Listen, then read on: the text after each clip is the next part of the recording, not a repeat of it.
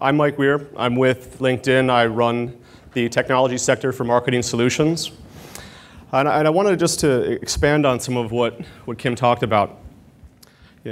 As we've heard through Clay and through Kim this afternoon, the decision-making process is extremely complex. And it's complex because of a lot of variables many of us know about. We look on the right-hand side of the slide here, we see that we have a lot of different types of stakeholders. But not only a bunch of different types of stakeholders, we actually see that they sit in different organizations. So they have different functions. And an important thing to think about is that that's complex enough. But starting to marry that with really our addition to that complexity, every technology company that's in this room and the daily innovation that you're driving to the marketplace, every new feature, every new function, every new product that you're launching is adding to this complexity. But not only is it adding to the complexity overall, it's actually expounding itself because of the two first factors. So you look at, I have a lot of different people in the process, but they have a lot of different needs. And they have different needs across each individual stage of the decision-making process. What this means is that they are looking for different types of education as they walk through their journey. And what that means for us is we have a huge challenge on our hands. We have a complexity issue that we have ownership to help solve with the buyers, with our potential clients. And why we have ownership in that is because they have taken control. As we heard from Clay, the ability to access information and the ability to access networks has allowed people to take back this buying process and really put the onus on us to start participating within it. So what we found exceptionally revealing about the Forrester research was social media's role within this process. So we looked at it in the beginning, and when you look back to 2010, not too far ago, in technology terms, that's like the 18th century. But the social media side of the house really was an awareness vehicle. It was something that allowed you as marketers to use a growing platform, a rich platform for engagement of peers, of friends, to get your brand out there. And that's what the IT decision makers were utilizing it for. They were building their networks. They were starting the education process. But as we've seen through the Forrester research, that dynamic has changed. As a channel, social media has evolved to what Kim talked about, to where now we are actually influencing decisions, influencing the education process across the entire decision spectrum. This is a huge shift. And it's really why we reached out to Forrester and said, I want to reach back to this audience, and I want to better understand my role in this process. Because all of my partners, all the marketers, all the agency contacts in the room here are looking to me for guidance on how can I use LinkedIn to try to solve this complexity issue. So what we did was start from the top, and we looked at what is driving the value. And this is near and dear to LinkedIn's heart. We are all about enhancing the productivity of our members. So we first said, all right, we see that you've identified there are 4 primary reasons why social media has, in less than 2 years, increased influence by over 60% across the entire decision-making process. Those attributes are the trust, efficiency, relevance, and access. But we understand not all participants within a channel are equal. So we wanted to look at what's our voice within this? Where is our value creation within this process? So we did follow-up research to try to understand that. And what I want to focus on is where LinkedIn sits within this channel today, and really look at it from a B2B context. Obviously, this probably isn't a surprise.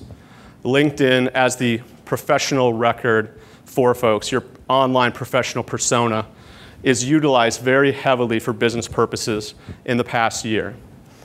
We obviously rank right at the top. But we really want to dig into the trust, the efficiency, the relevance, and the access to see where our voice was strong. And we looked at, first, the trust. being able to engage with peers. Again, no big surprise.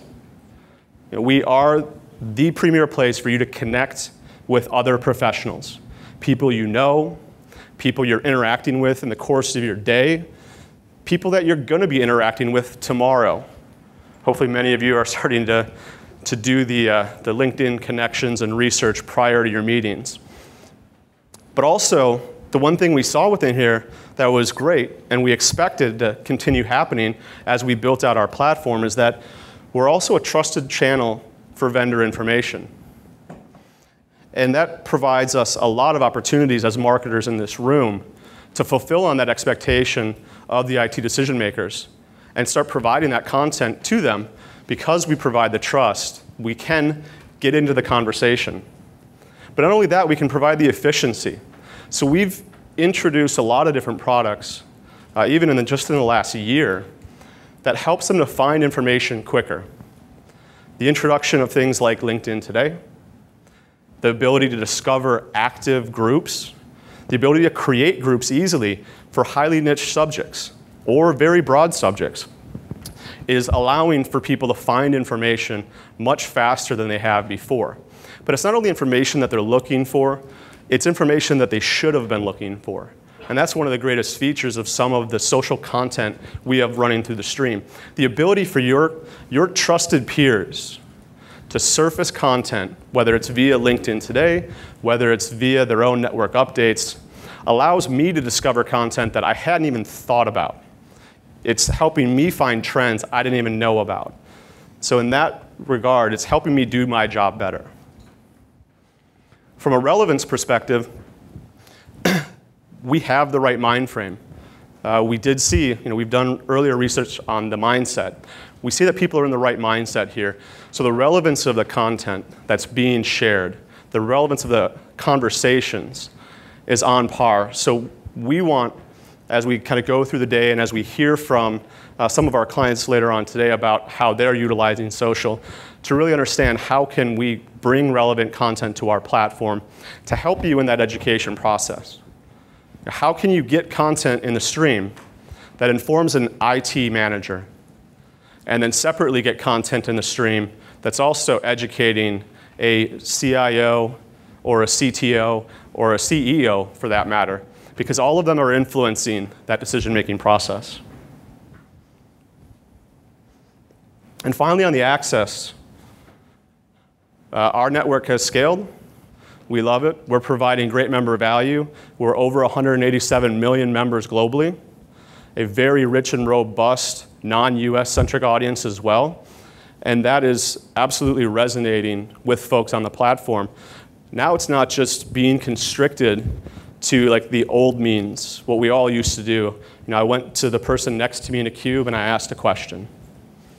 I now can ask people that are distributed across my company via social means. But beyond that, I can find people they're connected to that may be better suited to answer my particular question. So I now have this whole group of people that were not exposed to me before, immediately discoverable in one place. And as part of that, you can also find the experts. So to be able to find somebody like Clay and engage with him, before you had to pay $1,500, show up for a big time event, and hope you could wrestle one question out of him right at the end when he was walking off stage. Now you can actually discover him and engage with him on a personal level within the social media channels. And as we're seeing through here, specifically on LinkedIn, as it relates to their business. So this value creation we've seen now is actually playing out where LinkedIn has become a regular part of IT decision makers' work routine. So we've got, I know David's laughing, he's like, I'm going to talk about that later. So what we saw in the research is that 75% of ITDMs are visiting LinkedIn monthly or more. We're seeing that it's absolutely more. And how that is playing out is that they are utilizing the platform in the morning to engage with news, to discover new information, to connect with people. Throughout the day, they're continuing that pattern of connection, of engagement, and then again, it spikes at night. And what David will talk about is how we're actually enhancing our product portfolio and our platform to be able to follow these member behaviors and create even more value for them so that we keep delivering on this value in the future. It's a huge opportunity for us as marketers. What I want to do is talk a little bit now about what we're actually seeing on our platform from an engagement that validates and shows us where should we be concentrating time and energy. The good thing for us, IT decision makers, they are 3 times more connected than the average LinkedIn user. They are 4 times more likely to follow technology companies. So hopefully everybody here has a company page. That company page has follow functionality. You now have the ability to do targeted status updates. And what we've seen through other research internally is that they expect, 7 out of 10 people expect to get information from the companies they're following. Beyond that, we now have a 60% more likelihood of these folks using LinkedIn today. What does that mean for us as marketers? They're going to be on the platform a lot. They're going to be consuming information that keeps them there and allows us extra opportunities to get our message across, to participate in the conversation with them. So let's look at how some folks are taking advantage of this today. And this goes back to what Kim spoke about. The idea of merging traditional marketing with digital and now with social is taking place on the platform today. And from a technology standpoint, you have leading brands that are out there taking huge concepts. They could be huge branding concepts. They could be large campaigns. And they're actively using all the other channels that are influencing the decision-making process. Other tech media-centric companies, general publications, live events, virtual events. But what they're doing is creating that stickiness factor, that ongoing conversation, so that they're not creating a point-in-time interaction. They want to get the conversation started wherever they can, and they're directing them back to platforms like ours to engage within groups. These are 4 illustrations. They are varying degrees of size. Some of these are 10,000 members. Some of them are over 60,000 members.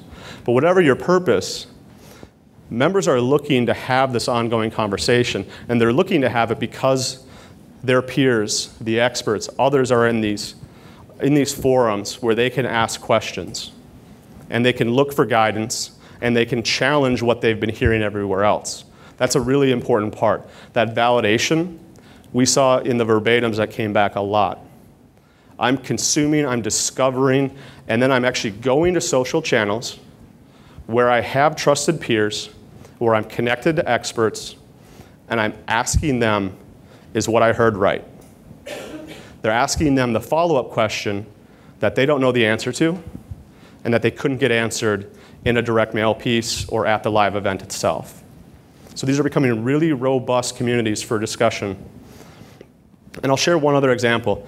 With the acquisition of SlideShare and our continued integration with them, it's one great example we saw here, Cisco Live. I know a couple Cisco folks over here. They did a very good thing. They took all this great content, like we're doing today, and they made it discoverable. They took it from a live event, they put it in a social platform, and they made it accessible to everybody. And they ended up getting over 66,000 people, beyond the thousands were at the live event, to engage with this presentation, with this thought leadership, that in turn is influencing people on the Cisco brand itself, and in turn is creating additional people going back to their networks to ask and challenge this topic, to ask, ideally in Cisco's case, ask their sales representative about it, to try to keep that conversation going about the technology and the concept that's being discussed. So I'll end on a few key takeaways. As you've heard a lot, we feel that it's very important to develop a trusted presence within the relevant channels. We understand that this isn't a silver bullet. This isn't an all or nothing thing. This is very much a complementary type approach where it's good to understand the context of where you're at, where the members are, what they're expecting when they're on that channel. and then meeting that expectation to create the value. You want to communicate during the entire purchase process. You want to target the influencers, the people that are active on social platforms, so you can create that amplification. Getting followers, sharing information so that they in turn share with their networks and so forth creates a great opportunity for us to get our message out and have the people that are in the right part of the process reach back to us. And then, of course, we always say at the end of it, listen. It's all for naught if we choose to look at this like a traditional means and it's just broadcast. If we're only broadcasting, we're really missing the point. We want to broadcast, we want to participate, and we want to listen to advance the next part of our strategy.